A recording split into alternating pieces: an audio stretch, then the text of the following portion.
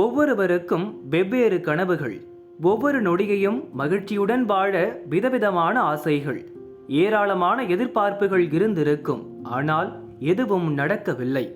கணப்பொழுதில் கனவுகள் கலைந்தன, ஆசைகள் நிராசையாகின. சிலருக்கு உடல் இருந்தது, உயிர் இல்லை. சிலருக்கு உயிரும் இல்லை, உடலும் இல்லை. தூக்கத்திலேயே 550க்கும் மேற்பட்டோர் உயிரை பறித்தது வயநாடு நிலச்சரிவு. 400 பேர் சடலம் கிடைத்திருக்கிறது. இன்னும் 150 பேர் கதி என்னவென்றே தெரியவில்லை. இப்படி ஒரு இயற்கை பேரிடர் இதற்கு முன் கேரளா கண்டது இல்லை. அவ்வளவு கொடூரமானது வயநாடு நிலச்சரிவு. நிலச்சரிவுக்கு முதல் நாள் இரவில் மனைவியுடன் மகிழ்ச்சி பொங்க பொங்க பிறந்தநாள் கொண்டாடிய டாக்டர் மறுநாள் இல்லை.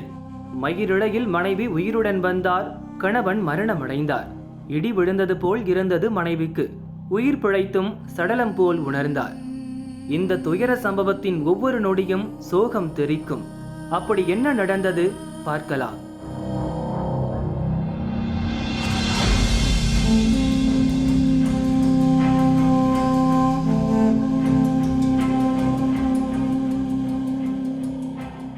மரணமடைந்த டாக்டர் பெயர் விஷ்ணு பிரசாத் சின்னாரா. இவரது மனைவி பிரியதர்ஷினி பால். இவர் ஒரு நர்ஸ். இளம் தம்பதிக்கு ஒடிசாவின் கட்டாக் மாவட்டம்தான் சொந்த ஊர். புவனேஸ்வர் நகரில் மருத்துவக் கல்லூரி மருத்துவமனையில் சர்ஜனாக இருந்தார் விஷ்ணு. பிரியதர்ஷினி அங்குள்ள மருத்துவமனை ஒன்றின் நர்ஸ். சில நாட்களுக்கு முன்பு பெங்களூரில் டாக்டர்களுக்கான பயிற்சி முகாம் நடந்தது. அதில் விஷ்ணு பங்கேற்றார். பயிற்சி முடிந்ததும் பிறந்த நாளை மலைப்பிரதேசத்தில் கொண்டாட வேண்டும் என்று விரும்பினார். அப்படியே மனைவியுடன் ஹனிமூனும் கொண்டாடலாம் என்று ஆசைப்பட்டார். எனவே பெங்களூரு பயிற்சி பட்டறைக்கு மனைவி பிரியதர்ஷினியையும் உடன் அழைத்து சென்றார். பயிற்சி முடிந்தது. பர்த்டே ஹனிமூனை கொண்டாட வயநாட்டை தேர்வு செய்தனர். மலை பிரதேசத்தில் நிலவும் இதமான காலநிலையில் காதலை பரிமாறி அன்பு கொஞ்சி மகிழலாம் என்று ஆசையில் மிதந்தனர். பெங்களூரு பயிற்சிக்கு வந்திருந்த விஷ்ணுவின் நண்பர் டாக்டர் சுபாதீன் பாண்டா, அவரது தோழி டாக்டர் ஸ்விக்ருதி முகவத்ராவும் தம்பதியுடன் வர ஆசைப்பட்டனர். அதன்படி 4 பேரும் பெங்களூருவிலிருந்து வயநாடு புறப்பட்டனர். சூரல் மலையில் நினாரோ ரிசார்ட்டில் தங்கினர். வயநாடு அழகை ரசித்தனர். ஞாயிறு அன்று விஷ்ணு பிறந்த நாள். மனைவி மற்றும் நண்பர்களுடன் இரவில் உற்சாகமாக கொண்டாடினார். மறுநாள் திங்கட்கிழமை மகிழ்ச்சியுடன் சூரல் மலை அழகை ரசித்து பார்த்தனர். இரவில் தம்பதி ஒரு அறையிலும் மற்றவர்கள் தனி அறையிலும் தங்கினர். வெளியே மழை வெளுத்து வாங்கியது. 4 பேரும் அசந்து தூங்கிவிட்டனர். நள்ளிரவு 2 மணிகளவில் பயங்கர சத்தம் கேட்டது. பிரியதர்ஷினி திடுக்கிட்டு விழித்தார். ரிசார்ட் மண்ணுக்குள் இறங்கியது. சகதி வெள்ளம் ரிசார்ட் அறைகளை நிரப்பியது. கணவனை எழுப்புவதற்குள் ரிசார்ட் சரிந்தது. அனைவரும் சகதி வெள்ளத்தில் இழுத்து செல்லப்பட்டனர். 200 மீட்டர் தூரத்தில் இருந்த பள்ளி காம்பவுண்ட் சுவர் பிரியதர்ஷினியையும் ஸ்விக்ருதியையும் காப்பாற்றியது. சுவரில் மோதி தத்தளித்தனர். காப்பாற்றுங்கள், காப்பாற்றுங்கள் என்று கதறினர். அந்த நேரம் சூரல் மலை பகுதியைச் சேர்ந்த சிலர் மீட்பு பணியில் ஈடுபட துவங்கியிருந்தனர். அபய குரல் கேட்டு பள்ளிக்கூடம் பக்கம் ஓடி வந்தனர். உயிருக்கு போராடிய பிரியதர்ஷினி ஸ்விக்ருதியை காப்பாற்றினர். பிரியதர்ஷினி உடல் முழுதும் அடிபட்டிருந்தது. ஸ்விக்ருதி கொடூர காயங்களால் உயிருக்கு போராடினார். 2 பேரையும் சற்று உயரமான இடத்தில் கொண்டு வந்து வைத்தனர். பிரியதர்ஷினி கொடுத்த தகவலை அடுத்து விஷ்ணு சுவாதீன் பாண்டாவை தேடி கீழே இறங்கினர். ஆனால் அதற்குள் அடுத்த நிலச்சரிவு வந்தது. அவர்கள் நின்ற பகுதியும் பெயர்ந்து விட இருப்பதை உணர்ந்தனர். பிரியதர்ஷினி ஸ்விக்ருதியை தூக்கி கொண்டு வேகமாக ஓடினர். சில நொடிகளில் உயிர் தப்பினர்.